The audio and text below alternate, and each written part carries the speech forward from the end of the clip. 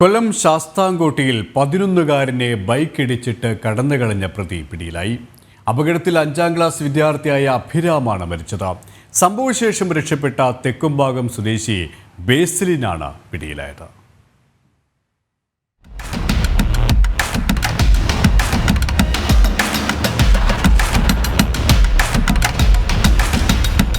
ഇക്കഴിഞ്ഞ ശനിയാഴ്ച കാരാളിമുക്കിൽ വെച്ചാണ് അപകടമുണ്ടായത്. ക്യാമറയിൽ കുടുങ്ങാതിരിക്കാൻ യുവാവ് ഇടറോഡിലൂടെ ബൈക്ക് ഓടിച്ചു. ഈ സമയം അതുവഴി നടന്നു പോകുകയായിരുന്നു കോതപുരം SN സെൻട്രൽ സ്കൂളിലെ 5ാം ക്ലാസ് വിദ്യാർത്ഥിയായ അഭിരാം.